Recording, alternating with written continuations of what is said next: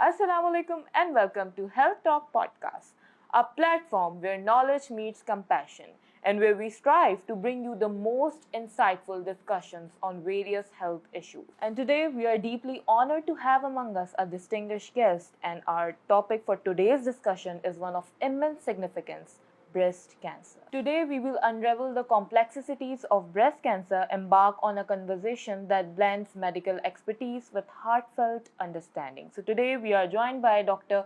Kausar Banu. She is a consultant medical oncologist in Jinnah Hospital, Lahore. अस्सलाम वालेकुम ma'am, कैसी हैं आप? वालेकुम सलाम। अच्छा मैम, अक्टूबर जो कि ब्रेस्ट कैंसर अवेयरनेस के महीने के तौर पे जाना जाता है, आप इस पे एक क्विक ओवरव्यू दे दें regarding breast cancer awareness as well as breast cancer itself.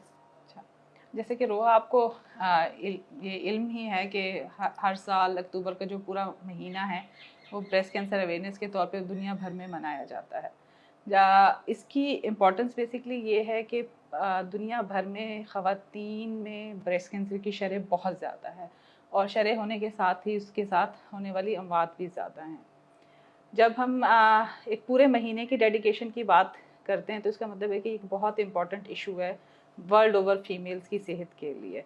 जैसे आप दूसरी अगर बीमारियों में देखें तो अगर कोई अवेयरनेस डेज होते हैं तो वो एक दिन का होता है, लेकिन इस पूरे महीने को मनाने का मकसद है कि लोगों को ये ख़वातीन को और ना सिर्फ ख़वातीन बल्कि फैमिलीज़ को ये आगाही दी जाए कि ये जो है उनकी लाइफ पार्टनर, खातून, बेटी, बेगम, इन सब के लिए ये इतना इम्पॉर्टेंट इशू है कि इन सब को इस बारे में आगाही होनी चाहिए कि ब्रेस्ट कैंसर के सिम्टम्स क्या हैं। दो इसके पोर्शन से, एक है अर्ली डिटेक्शन, सिम्टम्स क्या है, और दूसरा ये कि अगर आपको कोई भी सिम्टम्स हैं तो उसकी ना सिर्फ आप जल्द ही जल्द तशखीस की तरफ जाएं बल्कि उसका जल्द इलाज भी करवाएं। अच्छा ma'am, what are the methods for breast cancer awareness prevention and how important is early detection in improving the chances of successful treatment? अच्छा, रोहा, जैसा कि आपके क्वेश्चन का जो पहला हिस्सा है वो है कि जी आप प्रिवेंट कैसे कर सकते हैं, ये एक बहुत इम्पॉर्टेंट क्वेश्चन है। अरसा दराज से हम ये सुनते आ रहे हैं कि मुख्तलिफ़ ख़वातीन जिसमें कोई रिस्क फैक्टर्स होते हैं, जैसे कि अब बहुत ज़्यादा लोगों को अवेयरनेस है, लोग कहते हैं देर से शादी करना, बच्चे ना होना, मुख्तलिफ़ किस्म की मेडिकेशंस, ये सब जो है ब्रेस्ट कैंसर होने के इम्कानात को बढ़ाती हैं किसी खातून में। लेकिन आजकल जो सबसे इम्पॉर्टेंट फैक्टर जिसके ऊपर बात की जा रही है वो है हेल्दी लाइफस्टाइल।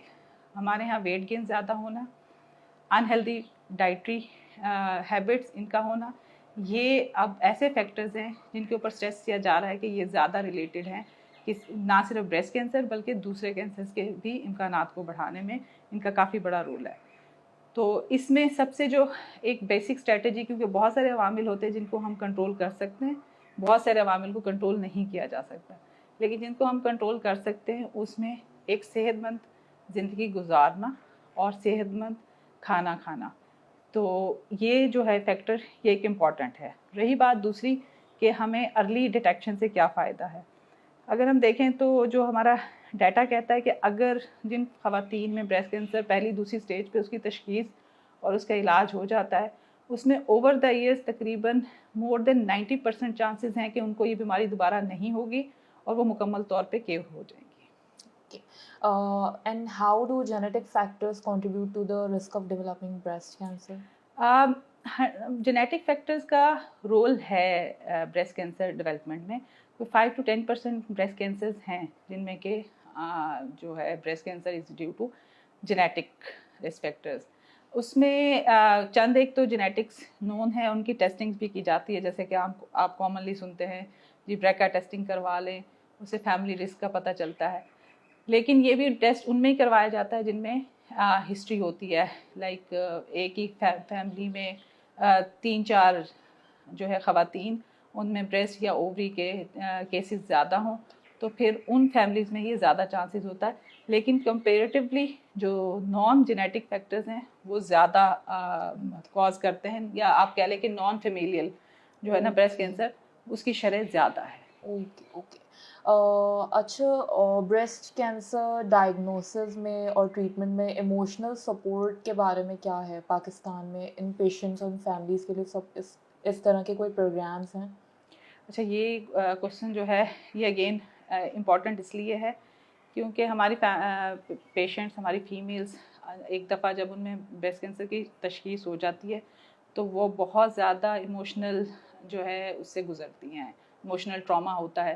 سب سے پہلے تو ایک تشخیص کا ہی ٹراما ہے کہ ان کا سب سے پہلا کویشچن ہوتا ہے کہ میں کس تکلیف سے گزروں گی، میری زندگی کتنی ہے پیچھے.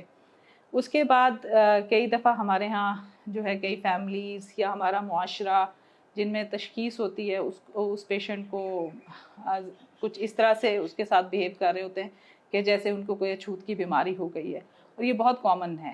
ٹھیک ہے، اس میں جو ہے اگر ہم کسی کمپریہنسو پروگرامس کی بات کریں تو unfortunately Pakistan as a third world country اور لو ریسورس کنٹری، یہاں پہ اس طرح کے کوئی جامع پروگرامس تو نہیں ہیں موجود.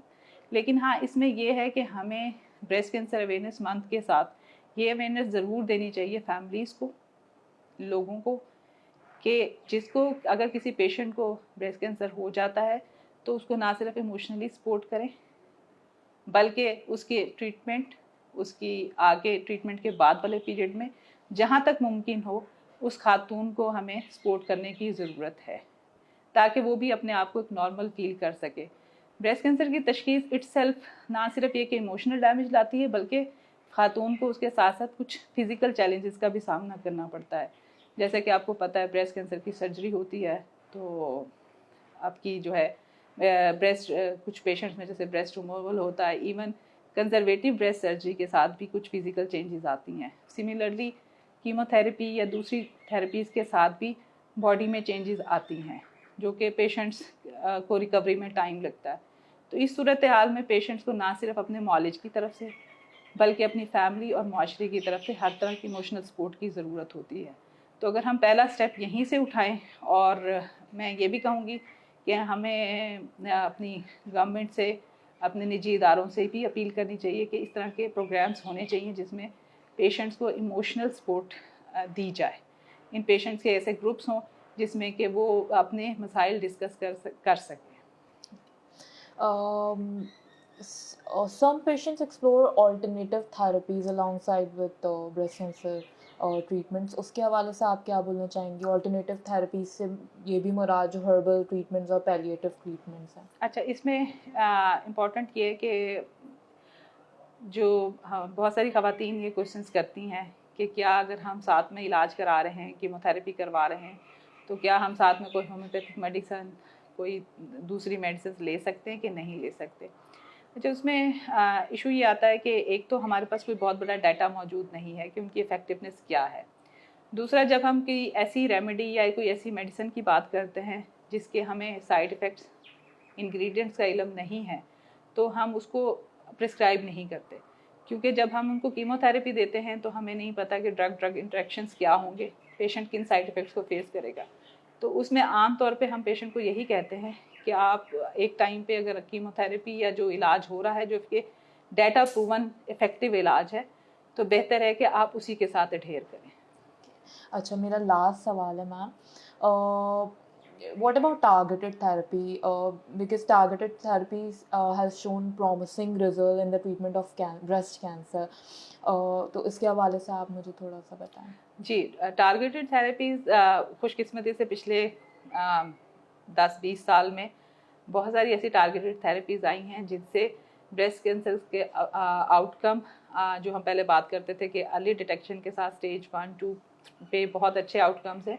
اب ایون اسٹیج 3-4 پہ بھی پیشنٹس کے آؤٹ کمز بہت اچھے ہیں ان ٹارگیٹڈ تھراپیز کے ساتھ.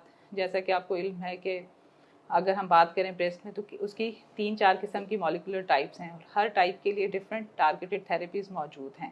اور نہ صرف یہ کہ ان میں مزید ڈیولپمنٹ ہو رہی ہے، اور بلکہ یہ جو ہے کیا کہتے ہیں ڈے بائی ڈے ہم ایک نئی میڈیسن کی طرف اپروچ کر رہے ہیں جس کو کہ ہم پرسنلائزڈ میڈیسن اب جو ہے اس کو ہم کہتے ہیں یا پریسین میڈیسن کہتے ہیں. ان کی وجہ سے ایون اسٹیج 4 پہ بھی پیشنٹس کے لانگ ٹرم آؤٹ کمز بہتر ہو گئے ہیں. مطلب ہم اسٹیج 4 پہ بھی پیشنٹ کو یہ نہیں کہتے کہ آپ کا کیس جو ہے وہ قابل علاج نہیں ہے. بہت سارے پیشنٹس میں majority of patients they live for longer time, وہ بہت اچھی اور صحت مند زندگی گزارتے ہیں. تو انشاءاللہ امید یہی ہے کہ فیوچر میں ہم پریسین میڈیسن کے ساتھ क्योर की तरफ बढ़ सकें ब्रेस्ट कैंसर की हर स्टेज पे. Thank you so much, ma'am, for giving us your time and sharing your expertise.